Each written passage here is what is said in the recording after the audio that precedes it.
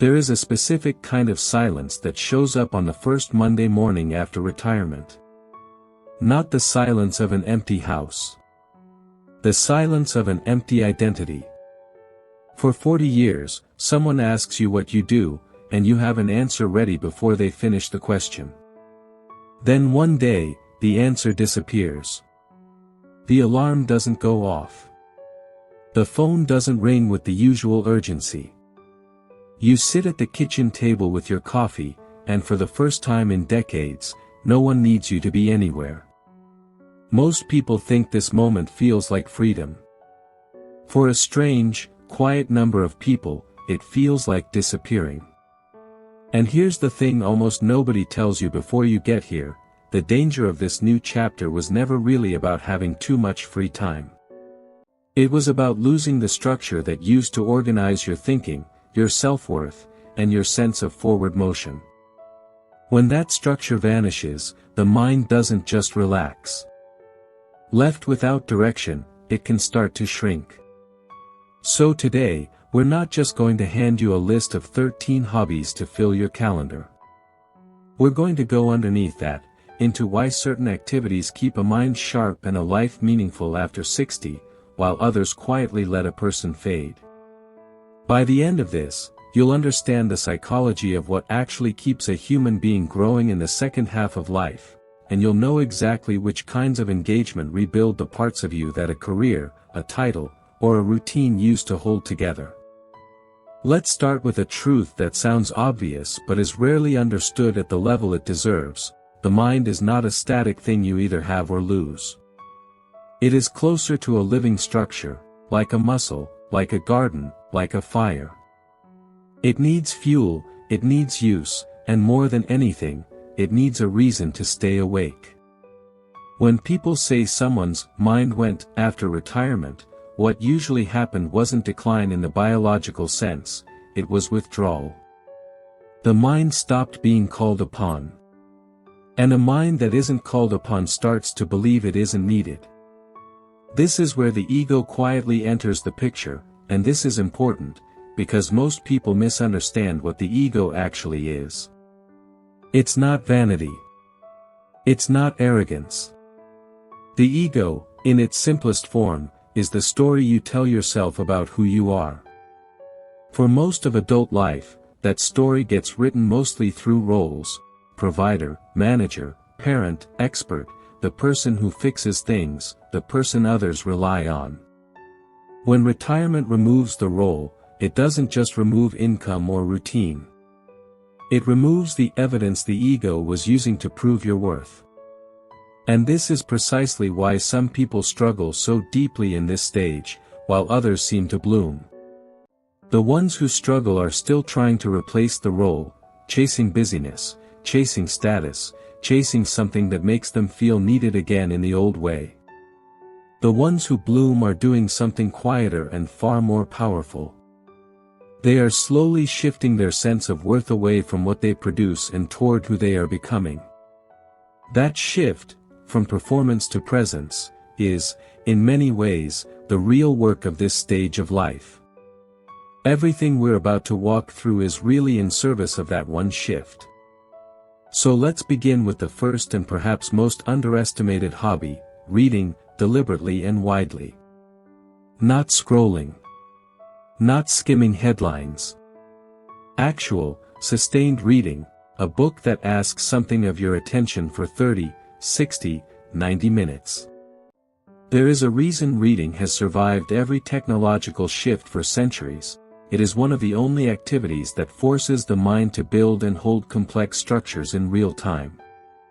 When you read a serious book, you're not just absorbing information, you're constructing a world in your head, tracking characters or arguments across hundreds of pages, connecting ideas that appeared 30 pages ago to what you're reading now. That is a full-body workout for the brain's memory and reasoning systems. But there's a deeper gift hidden inside it too. Reading exposes you to minds and lives entirely unlike your own, and in doing so, it quietly dissolves the rigid edges of your own opinions. A person who reads widely in their later years tends to become less certain, less defensive, and strangely, more at peace. Certainty, after all, is often just a young mind's way of feeling safe. Curiosity is what an older, wiser mind reaches for instead. The second hobby lives right beside reading, but works in the opposite direction, writing, particularly journaling or reflective writing. If reading fills the mind, writing empties it in the healthiest way possible. There's a strange thing that happens when a thought moves from your head onto a page, it becomes visible. You can finally look at it instead of being tangled inside it. This is one of the oldest tools for self-awareness that exists, long before it had modern names attached to it. 10 minutes a day of simply writing down what happened, what you felt, and why, without performing for anyone, without needing it to be good, becomes a quiet mirror. Over months, you start noticing patterns in yourself you never had time to see while you were working. You start to understand your own reactions instead of just having them. This is, in a very real sense, ego reduction in practice, because self-awareness is the one thing the ego cannot survive in its inflated form. The moment you truly see yourself clearly, the need to defend an image of yourself starts to loosen. Third, and this one surprises people, learning a new language later in life. Not to become fluent for travel, though that's a nice bonus. The real value is what the process does to the brain's flexibility. Learning a language forces the mind to hold two systems of meaning at once, to switch between them, to tolerate confusion and mistakes without collapsing into frustration. Neuroscientists have long noted that this kind of mental switching is one of the most protective activities against cognitive decline, because it keeps the brain's wiring dynamic rather than fixed. But psychologically, there's something even more valuable happening. You are choosing, on purpose, to be a beginner again. After 60, most people spend their days being the expert, the one who already knows. Choosing to be clumsy and slow at something, on purpose, and staying with that discomfort instead of running from it, that is one of the most powerful forms of humility a person can practice. And humility, real humility, is not weakness. It's the doorway back into growth. Fourth, playing a musical instrument. If you already played one in your youth and set it down for a career and a family, picking it back up is less like starting over and more like reconnecting with a version of yourself you left behind. If you never played, starting now sends the brain into an extraordinary state of engagement, because music uniquely activates memory, emotion, movement, and pattern recognition all at once, in a way almost nothing else does. But beyond the neuroscience, there's something quietly emotional about this one. Music doesn't ask you to explain yourself. It doesn't care about your job title or what you used to be. It only asks you to listen, and to try. For a person rebuilding identity outside of a career, that kind of unconditional space is medicine. Fifth, gardening. This one looks simple on the surface, almost too ordinary to matter, but it might be one of the most psychologically profound activities on this entire list. Gardening puts your hands in something slow.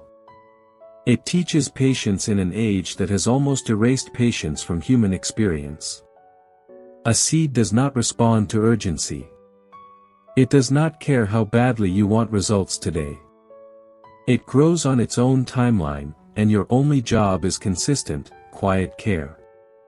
There is a lesson buried in that soil that echoes something old and stoic: you can control your effort, your attention, your care. You cannot control the outcome, the weather, the timing. Gardening quietly retrains a nervous system that spent decades chasing deadlines to instead trust a slower, more natural rhythm.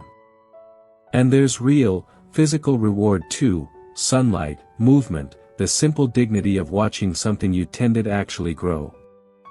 Sixth, painting or drawing, even if you believe, as so many people wrongly believe, that you have no talent for it. This isn't about becoming an artist. It's about re-entering a part of the mind that logic and productivity spent decades suppressing. Visual creation uses a completely different mode of thinking than the analytical, problem-solving mode most careers demand. When you sit with color, shape, and image instead of language and logic, something in the mind exhales. People often describe this feeling as strange relief, as if a muscle they didn't know was clenched finally released.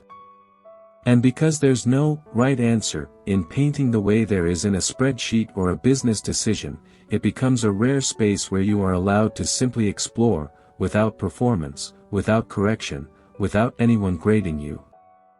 7th, walking in nature, ideally without headphones, without a fixed destination, without rushing. This sounds almost too simple to include, but its effect on the mind is enormous. Movement increases blood flow to the brain, yes, but the deeper value is what happens to attention when you're outside, unhurried, surrounded by something larger and older than your own worries. Trees don't need anything from you. Rivers were flowing long before your career started and will keep flowing long after everyone who knew you is gone. There is something deeply steadying about placing your small, temporary concerns next to something so much bigger and slower. Ancient thinkers who valued calm over chaos often pointed people back toward exactly this, nature as a teacher of scale, reminding a restless mind what actually matters and what doesn't. 8th, chess, or any strategic game that demands real thinking, cards, puzzles, complex board games. The brain, like any system, follows a simple rule: what gets used stays sharp, what gets ignored fades. Strategic games force planning, pattern recognition, and the ability to sit with uncertainty while you wait to see how a decision unfolds. But there's a quieter benefit too. Games like this often happen with other people, and shared focused attention, sitting across from someone with no distractions, no phones, no interruptions, has become rare enough now that it feels almost sacred. In a world of scattered attention, undivided attention has become a form of respect, and even love. 9th, cooking, genuinely, not just reheating, but learning new techniques, trying unfamiliar cuisines, following a real recipe with real attention. Cooking blends memory, timing, sensory awareness, and creativity all in one act, and it rewards you almost immediately with something a career rarely gave you late in life: a direct, physical outcome you can taste, share, and enjoy the same day. There is something quietly powerful about creating nourishment with your own hands for people you love. It's an old form of care that doesn't require words. 10th, photography. This one teaches a very specific and valuable skill: noticing. Most people move through their days on autopilot, seeing without truly looking. A camera, even a simple one on a phone, gives you a reason to slow down and actually pay attention to light, to detail, to the small, passing moments that usually go unnoticed. Photography, done with intention, becomes a daily practice in presence. And presence, simply being fully where you are, instead of replaying the past or rehearsing the future, is, without exaggeration, one of the deepest sources of peace available to a human mind. 11th, volunteering or mentoring, passing on what you know to someone who genuinely needs it. This might be the most important item on this entire list, because it directly answers the wound we talked about at the very beginning.